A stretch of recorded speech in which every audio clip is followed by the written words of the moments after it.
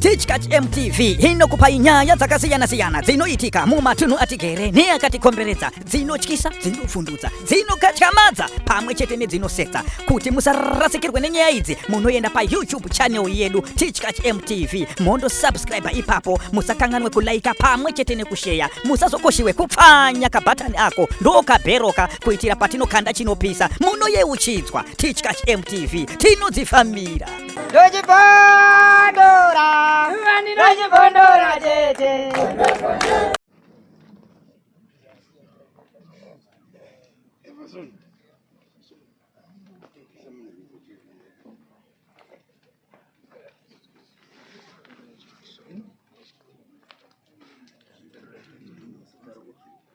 Mira pamberi pedera mambo mtasa. Mira pamberi pedera mambo mtasa. Yesu chambere chokwadi. Mashara swane moto. Mara ribasiro.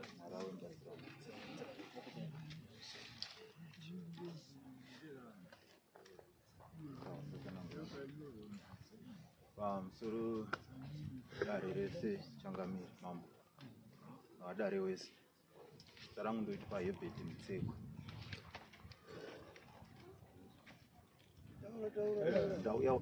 Nyaya yemunda uri kunetsa kumba kwedu takaitawo zvatakaita zvekunge takatengeserana munda nemuzukuru wangu. Zvino patakatengeserana munda apo takazonge takutadza kuwirirana mushure mekunge munda wanzi nana baba ngewedu, uri mwana hautengese munda. Saka ita kuti mudzorerane mare nevanhu wako wawakatengeserana nawo munda. Zvino takazonge taenda kwashe muponda, nyaya kwa muponda kwedu ibva yatonga, tukanzi wawakatengesera munda ndiwo vacharamba vari nemunda. Pazvazodzi kuti aiwa uyai ndikugadzirisei keshi 2, nyaya yenyu handina kuitonga zvakanaka. Ibva tadzoka, saka patakazodzoka keshi 2 apa tatatombotaura navo vakati ai nyaya yenyu ndichidzokai ndikugadzirisei kuitira kuti ava varege kuramba vachiuya kumunda kwenyu vachiisa mapuwa avari kuisa. Zvadaro iwewewo tokubvunza kuti mari unoiwana rini udzoserechi vanhu ava mari yavo. Zveshuwa takazoenda kwaishe kuya kechi 2, tikanzi naishe unokwanisa kuwana mari zvarini. Ndikati after 3 months ndenge ndaiwana. Saka takanga tatonyorerana kuti 1 January. Zvino apa chakunetsa ndechekuti ava tatakatengeserana navo munda vakangoramba vachipiwa authority kunzi rambai muchiisa waya, kana muchida kungorima munongorima. Saka ndo patakazonge tanzi kana zvakadaro nyaya iyi haiiti nana baba kuti vasarambe vachingorima nekuisa waya. Pa 3 months wakaisa waya inozotatanurwa naniwo watoisa waya. Patakazoita kuti nyaya yangu iwe kunoko kwamama. Iwe ndo wakatengesa munhu? 2014 ndopa zvakatoitika. Apa ndo wamhangara kunoko? Mati. Ndo wamhangara kunoko?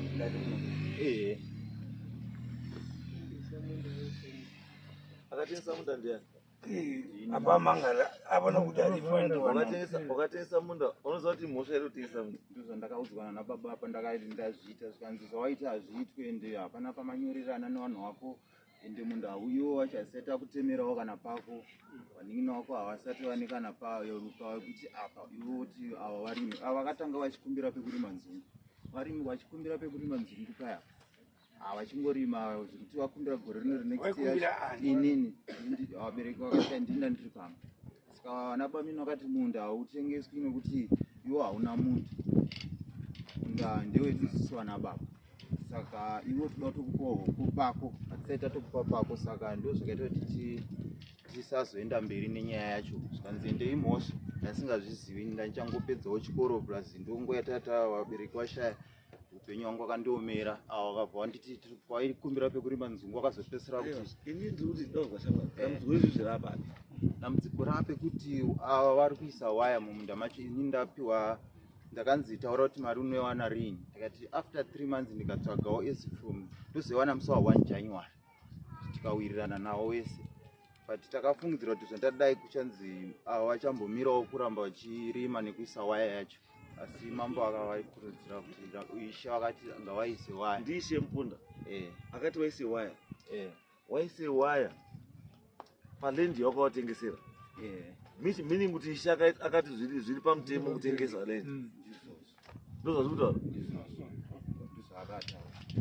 iwewe dzosera vanhu mari yako, mutenda idi haitengeswi andizvo aona unofanira kumira kana nyaya enda kudarika wanini, nyaya inomirwa, nyaya inomiriwa kusvika yapera. Iwewe musi wakapiwa kuti unofanira kungabhadhara mari wadzosera mari by musi wakato, date racho rakasvika saka wakuisa fenzi sei? Ndo nyaya yaita kuti ndiwe panapa mama muti ndakati mira ora sungai bambo, sungai bambo.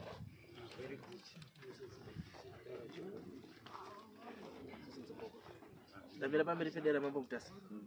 Ndamira pada mambo mutasa. Ndisando zvechokwadi.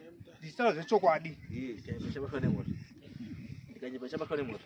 Ndikanyemba ndichambatwa nemosha. Mwari mbatsiro. Mwari mbatsiro. Taura uyo mukomana uyo akakutengesera lendi. Akanditengesera. Akutengesera lendi vamaenda kwaishe Muponda. Ehunde. Zvikazi naishe so ndikangotangira hangu kumascription. Isha akati chii? Isha wakati uyo akabatwa nemosha. Zvikanzi wewe wakatengesera munda, ausati imosha here kutengesa munda, hazvibvumirwe nemutemo. Zvikanzi isha ari kutonga kudaro, ndobva vaitoenda vaita hasha, vaita hasha daro zvinzi marima iwoye odzoserwa kana mari yako kandorima, wabva nita hasha vaita hasha. Ndopa ndikuda wakanzi wodzoserwa mari yako kana kuti iwewe worima, ndobva mapiwa zuva ripi rekuti anofanira kungabhadhara mari yake?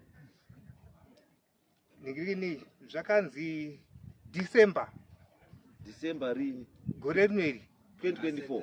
2024. Saka December zvasati asvika makufenzerei? Zvakanzi ndoti mombe dzinozodya chakupinda mumwaka wekurima. Makapiwa up to December kuti munhu anofanira kudzosera mari yake up to December, handizvo? Saka meaning kuti payakatotaurwa decision iyoyo kuti achakudzoserai mari by December, maifanira kuzotanga kufenza after December, ndokunge kana atadza kudzoserai chii handizvo? But the fact yekuti makatotanga makutofenza imimi zuva racho rakapiwa rekuti akudzoserei mari harisati rasvika.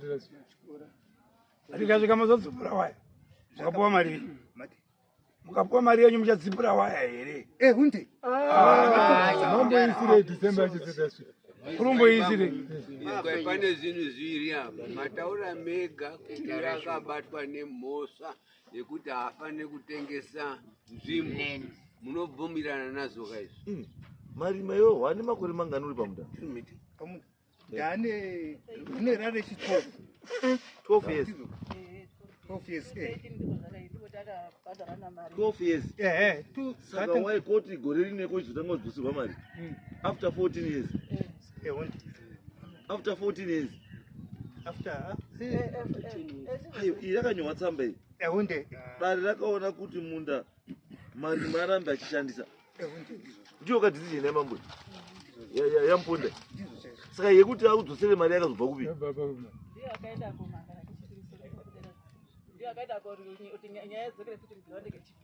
Kechipiri. Saka yadzokera kechipiri.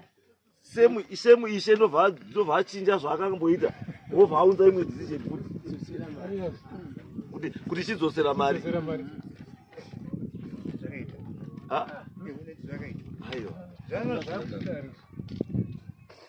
zvakakonzwa kuti ava vakaenda kunashe vakati inini haishatoendi mberi ba kana yatodaro, because pane maLC4 2 akasiyana, imwe iri kuti ita, imwe iri kuti mira. Saka tada kuziva kuti akazvinyora izvi ari kuti saka nyaya yenyu yakutoda kuti Muponda anga aripo. ataure nyaya yake kuti nyaya yacho yakambomira sei toziva kuti nyaya yakamira sei because kana mutotaura imimi kuti mune 14 years to me it doesn't make any sense kuti after 14 years munhu aripo awaka wochichidzosera mari ko mabuildings amakawaka ari kombanzitirwa nani ari kombanzitirwa mari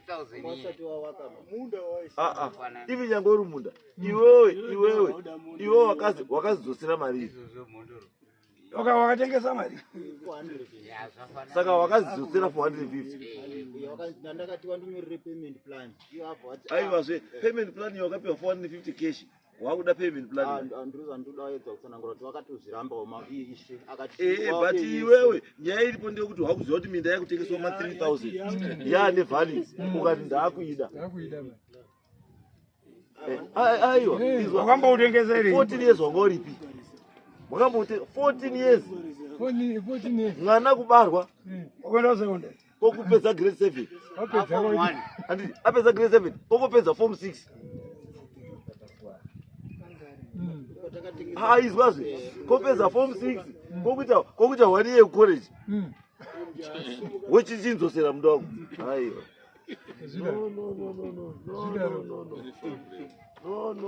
unaweza ngatanga kutoita maresiditi kamukatiweza dambudziko riri pana muponda because muponda haangapi decision haungapi majudgment 2 akasiyana same dare because aifanira kunge ati pawakadzoka kechi2 aifanira kunge ati shamwari because kuuya kwako kudare ramuponda kunoku iappeal against decisions yakapiwa kulower court namuponda saka kana uri kuya kunoku iappeal handi saka then uri kuappeal against which decision because une madecisions 2 awakapiwa kulower court ndoda kutobatsirwa dzese dziri dzakasiyana imwe iri kuti uyu rima ndepako imwe iri kuti dzoserwa mari yako anditi kwazidzoka kechitundu kutongei ndopakazitaura iyi yechitundu dare rinotonga nyaya kechitundu chete kana paita new evidence kana pasina new evidence hakuna izvozvi ndakutosuspecta foul play ndasaenda ndoda muponda wachanga ari saka wakomana muponda musesakadi ndoda muponda ndikoti nyaya ipere ndiye akanyona madecisions 2 akasiyana. I want to know why. Pamwe pananda kuda kupedzesa pekuti semati 14 years apa taida kudzora mari 400 yawo wakati atiide toda 7000. Aiwa waida kudzosa rini before mashure kwache kumunado izwa shamwari kana 14 years from now it's 2010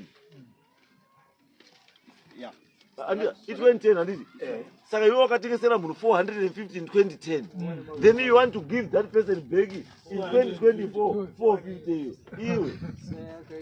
iwe mombe iwe usataure zvese zvoutaura doesn't make any sense kuti wakatengesa chinhu 2010 450 and you want kuti udzosere munhu iyeyo 14 years down the line 2024 the same 450 autozivi ndosazviiti ndoda uyo ndoda muponda ataure kuti sei aine matuma decisions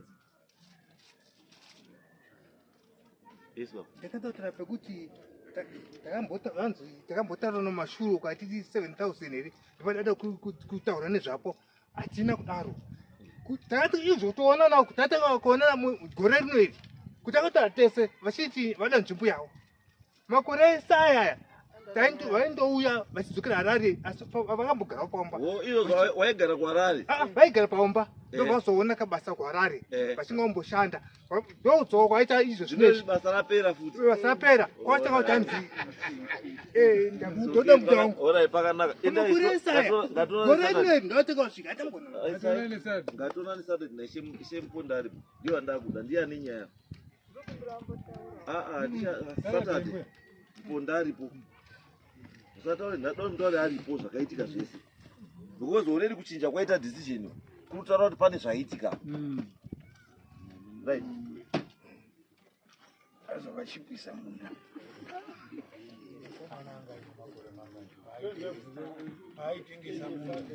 Discuss TV, inonakidza zvekuudza